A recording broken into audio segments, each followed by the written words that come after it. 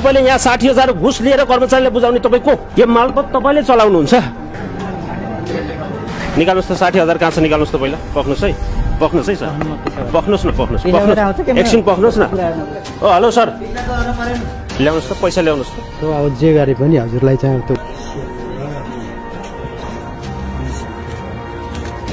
बिचौलिया तपाईको कार्यकक्षमा फाइल लिएर आउँछन्, त्यसपछि पैसाको निर्धारण हुन्छ कति पैसा माग्ने भनेर, कति पैसा बाँड्ने भनेर। तपाईँ यहाँ हाकिम भएर बस्नु भएको छ, हाकिम हुम भन्नुहुन्छ। अलिकति ख्याल गर्नुहोस् जिम्मेवारीको। झुट बोल्ने हुनुहुन्छ। के झुट बोल्ने? अब 60,000 जति लाग्ने भयो सबै गरेर होइन कसलाई कति जनाले खाने हो र तपाईँ 7 बजे काम गरिरहेको छु अनि त्यसलाई आएन नि तपाईसँग। झुटो आरोप लगाउनु छ। पक्नुस् न पक्नुस्। तपाईँलाई सोधिरहेको छु कि आरोप झुटो हो भने तपाईँले भन्न पाउनुहुन्छ। एकछिन पक्नुस्। तपाईँ यो तपाईँ हाकिम साहब 50-60,000 खर्च हुन्छ। 50-60,000 त्यही भएर अब हाकिमसँग सल्लाह गर्नुपर्छ। अहिले भिडभाड छ। खाने बेलामा बाँडेर खाने, अहिले समस्या आएपछि उसलाई देखाउने उसलाई देखाउने। उहाँहरूको पैसा लिएर जानुहुन्छ। तपाईँ मिडियाको मान्छे भयो भने तपाईँले मात्रै कुरो गर्नु त होइन नि, हामीले पनि बुझ्नु पर्यो नि त। यहाँ के भइरहेछ त्यो कुरो थाहा पाउनु पर्छ पर्दैन हामीले। त्यो कुरो थाहा पाउनु पर्यो कि हामीले। तपाईँले रक्सी खानु भएको छ? खानु भएको छ। आपसी सेवन गरेर कार्यालयमा प्रवेश गरेर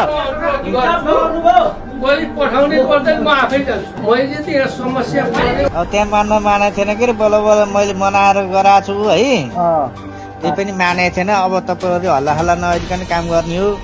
अब बाहिर हल्ला हल्ला गऱ्यो भने त्यही पनि काम गर्नु। पैसा लिएर हिँड्नुहोस् है। पैसा लिनु भएको छ?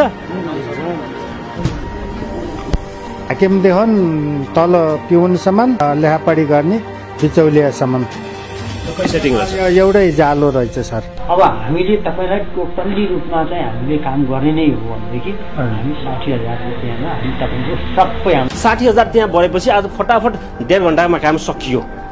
यो के भइरहेछ? कार्यालयपट्टि गरेको हिलो छ्याप्ने काम हो त्यो। तपाईँहरूको मिली भगतमा बाँडचुँड भएर काम हुन्छ।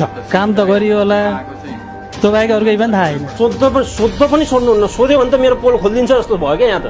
यसलाई मैले सोधेँ भने मेरै पोल खोल्छ भने जस्तो भयो। अडियो भिडियो देखाएँ मैले, पैसा बुझाएको अडियो उहाँसँग घरमा छ। पैसा कहाँ छ? केही गर्न सकिँदैन, बोल्न पनि सकिँदैन। नगर्नुहोस् न, अनुरोध गर्ने हो, अरू गर्न सकिँदैन। गण्डकी छड्के विथ अपिल त्रिपाठीको साथमा मेरो विश्वास सधैँ नेपाल फर्निचर, ढुक्क वर्षौंलाई। परम्परा आयुर्वेदिक औषधालय, दीर्घरोग उपचार केन्द्र, नयाँ बानेश्वर।